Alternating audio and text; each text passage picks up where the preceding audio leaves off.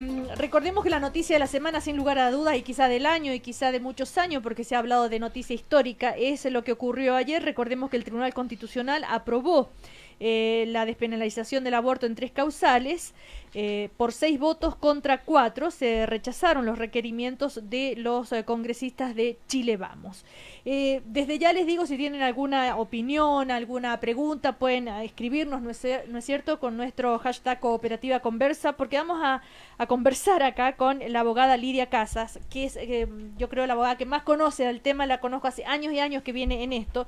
Ella, ¿no es cierto?, de hecho, hizo parte, fue una de las personas que fue a dar su alegato, gracias, ante el Tribunal Constitucional. Y ¿cómo estás, Lidia? Buenos días muy buenos a todos días. los auditores, a las auditoras. ¿Qué te parece esto de los alegatos? Tan público, tanta gente, criterios no necesariamente de la ley que se esgrimieron frente a un tribunal que tiene que hacer básicamente que se respete la Constitución, ni más ni menos. Han habido detractores frente a las audiencias públicas. De hecho, el rector de mi casa de estudios, de la UDP, estuvo en contra. Yo creo que hay dos cosas que hay que distinguir con mucha claridad. Uno, que primero discrepo de mi rector. De Carlos Peña. Discrepo de Carlos Peña. Lo bueno de estar en una universidad donde la gente puede pensar distinto y decir lo que piensa. El segundo tiene que ver con que la audiencia pública permitió mostrar la diversidad de opiniones en una forma que nunca antes se había visto. Esta no es la primera vez que lo hace el Tribunal Constitucional. Lo hizo en el caso de la píldora del día después, y de hecho yo también participé en esas audiencias públicas y lo he hecho con la reforma laboral. ¿Por qué es importante? Dos cosas que habría que decir sobre las audiencias. El primer día de audiencias públicas eran cátedras en Derecho, de verdad. Era para que los estudiantes de Derecho estuvieran mirando. El segundo día, yo creo que decayó el rating, por decir algo. Era muy farandulero, de bajo nivel, no había discusión jurídica de verdad. Y yo creo que en el futuro, lo hemos conversado con algunos colegas, bien pudiera ser que las representaciones deban ser hechas a partir de abogadas que discutan ante un tribunal constitucional de argumentos jurídicos fuertes que puedan permitir, digamos, dar visiones sobre una cuestión que es tan trascendental.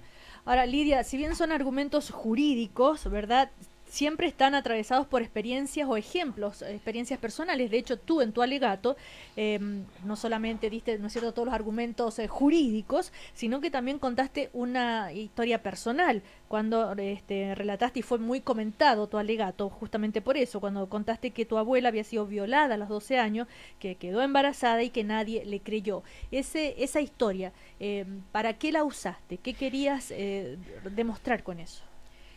Cuando yo estaba construyendo mi presentación, o más bien días antes, yo le di mucha vuelta a este tema.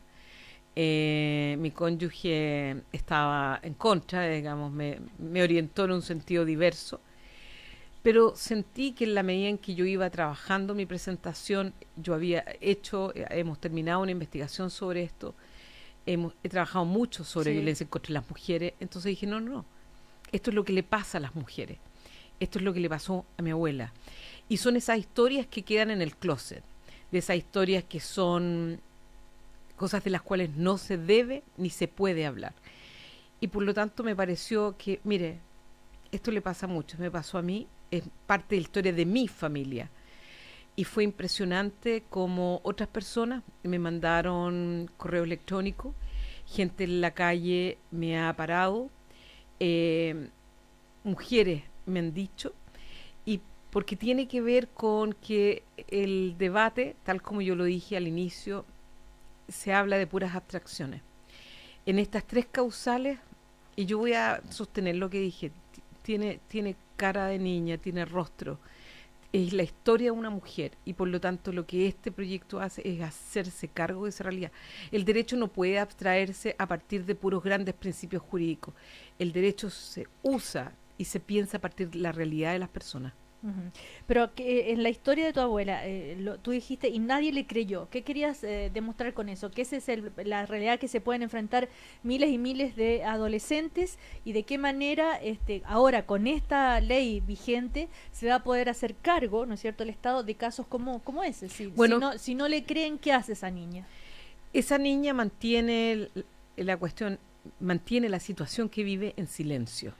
¿Sí? La situación de violencia, la mayor parte de las veces en un entorno cercano, ella puede decir, ella le puede decir a otros, ella puede permitir que la cuiden y que la cuiden no necesariamente su entorno familiar. El entorno familiar muchas veces es absolutamente cómplice de la situación que viven y por eso no es la fiesta de los violadores. Como dijo Jacqueline Ferris-Elberger. Absolutamente. Es la posibilidad de esas niñas, de esas mujeres, de poder pedir ayuda, que antes no han podido pedir ayuda. Uh-huh. Ahora, el hecho de pedir ayuda no significa necesariamente que vaya a terminar con un aborto. Absolutamente. Yo creo que eso es central, entender que nunca una mujer, nunca, bajo ninguna circunstancia, debe ser obligada a la realización de una interrupción de un embarazo. Nunca. Uh-huh. Ahora, tú has hecho una investigación hace años atrás sobre el aborto en Chile, con entrevistas, muchísimas entrevistas con testimonios, que daba cuenta de una cifra horrible de la cantidad de abortos clandestinos en Chile, en las condiciones que se hacían y también las prácticas de estos médicos inescrupulosos que, no sé, se hacían pagar hasta con favores sexuales. Así es. Yo creo que entre el mundo de la investigación, cuando uno hace investigación, yo hago investigación sociojurídica, uno se acerca a esa realidad y por ello me parece que si bien esto no es una ley que va a resolver el problema del aborto clandestino en Chile, sí va a resolver aquellas situaciones de mujeres que terminan una situación dramática, se someten a prácticas clandestinas. Las mujeres que tienen más dinero, por ejemplo, la segunda causal de la malformación congénita grave, la inviabilidad del feto, uh-huh. Se van fuera de Chile, se van a Argentina, uh-huh. se van a Colombia, se van a Miami, se van a Europa. Esas son las que tienen plata. Pero claro, ya es de una hipocresía muy grande porque muchos de los que defienden eso no lo cuestionan. No lo cuestionan. El turismo, digamos, ante estas situaciones no lo van a cuestionar.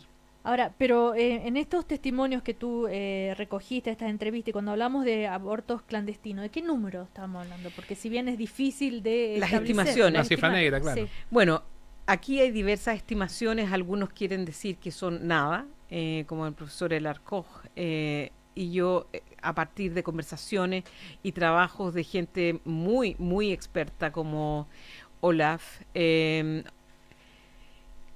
es un epidemiólogo noruego, él hace una estimación de 70.000 a 90.000. Algunos otros en Chile. Otros profesores como el doctor Ramiro Molina de la Universidad de Chile, él habla de 90.000 a 100.000. ¿Por qué hablan de estimaciones? Porque los únicos datos certeros que hay tienen que ver con las hospitalizaciones por aborto. Esas se han mantenido constantes en Chile a partir de los 34.000 complicaciones por abortos al año. Ahora, eso no distingue esa cifra entre abortos clandestinos y abortos espontáneos. Pero ¿qué mujer, díganme, qué mujer va a ir a decir abiertamente en una complicación médica que se hizo un aborto? Ninguna. Se guarda silencio e incluso muchos médicas, sabiendo que aquí hay un aborto inducido, no van a decir nada tampoco. Uh-huh. Ahora, Lidia, pero esto de los abortos clandestinos y por las historias que tú conociste, es una realidad que, a propósito de lo que estamos hablando ahora, se habla poco, se difunde poco esto. Historias típicas, no sé.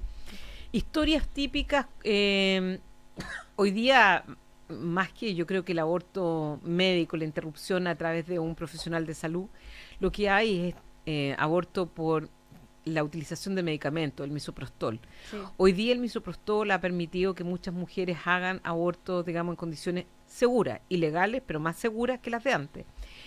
Pero sigue siendo riesgoso porque se someten nuevamente a ventas clandestinas sin saber ni bajo qué condiciones.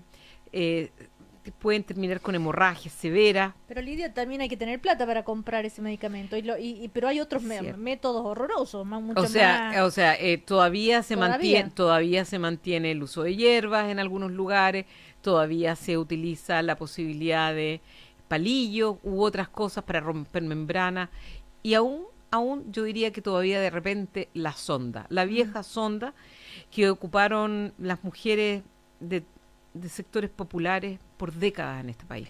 Ahora, eso uno piensa que eso se fue como erradicando, porque antes era muy común que en los medios uno se enterara, se desbarató clínica de aborto, el lugar clandestino, en fin, porque de un minuto a otro no apareció nunca más. ¿Siguieron existiendo de todos modos o era cada vez más difícil poder encontrar lugares donde poder hacer este tipo de procedimientos? Yo creo que la utilización de medicamentos hoy día ha modificado sustantivamente las prácticas del aborto clandestino en Chile. La utilización de este medicamento, que es para las úlceras, claro, el misoprostol, es el que ha permitido incluso que se recete, se acceda, que se pueda informar sobre el uso correcto del miso sin que necesariamente tenga que haber la intervención de un médico o una médica. Entonces ya no se puede hablar tan fácilmente de clínicas abortivas. Lo que pasa sí es que cuando estás por sobre cierta edad gestacional, tiene fallas, tiene mayores riesgos, y de hecho las mujeres que tienen mayores riesgos y que uno ve en los procesos penales, tiene que ver con gestaciones tardías y la posibilidad cierta de un mal uso y que puedan esas mujeres morirse. Lidia, sobre estos médicos inescrupulosos que ustedes pudieron averiguar también en esta investigación, a ver si es como una realidad poco conocida también de estos comportamientos. Bueno, porque la situación de una mujer que se somete a un aborto clandestino no puede contar ni decir qué le pasó en ese proceso. Lo que tú te refieres, Cecilia, precisamente, fue aquellos testimonios en donde otros nos decían, mire, no solamente me pidió dinero, sino que además dijo, hay otro precio. Y ese precio es sexo. Ese precio era sexo oral o sexo vaginal. Entonces, esa es una realidad de las cuales otros no hablan, porque la clandestinidad lleva a prácticas que son realmente atentatorias con todo lo que uno se pueda imaginar de ese proceso. Y en esa situación las mujeres o deciden realizarse el aborto bajo esas condiciones o simplemente se van, pero además muchas de ellas perdiendo la plata, porque a veces han pagado el precio y luego finalmente, ¿cómo reclamo?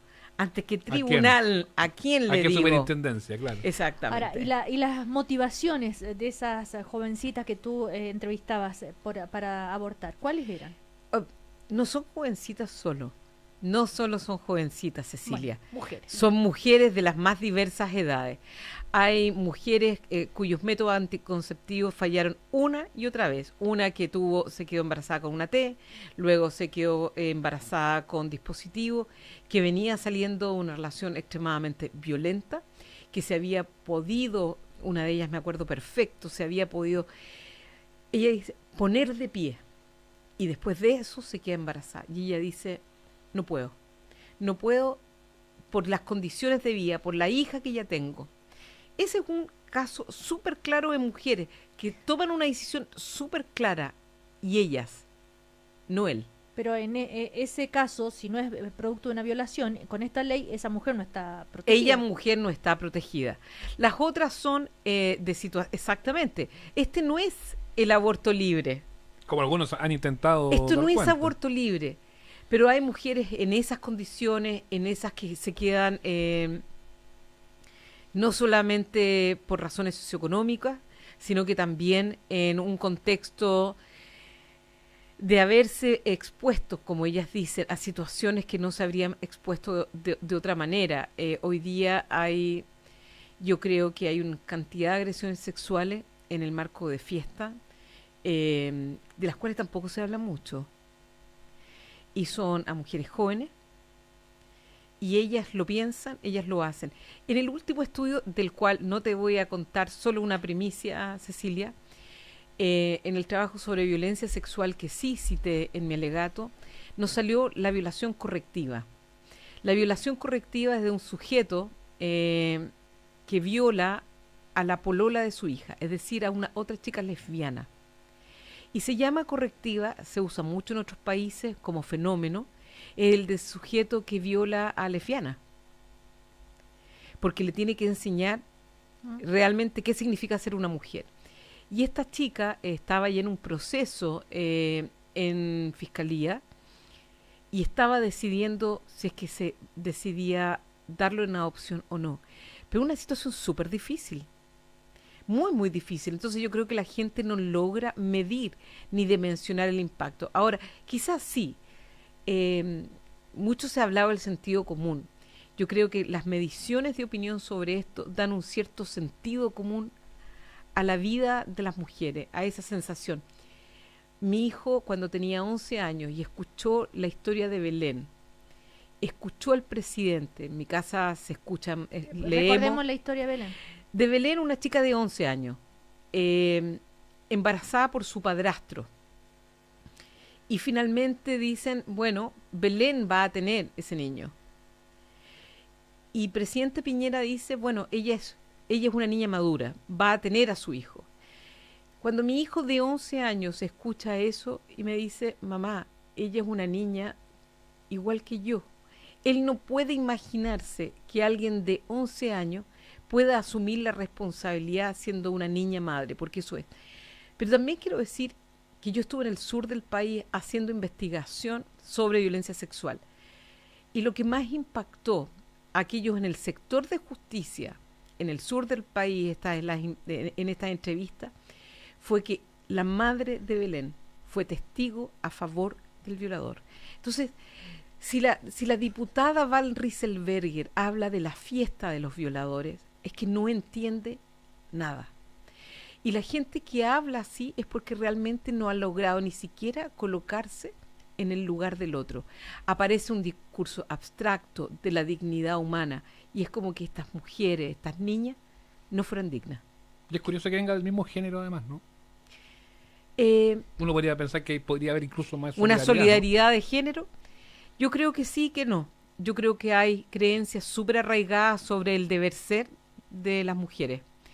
Pero además, si tú también te fijas, quienes fueron mayoritariamente a favor de acoger los requerimientos fueron varones.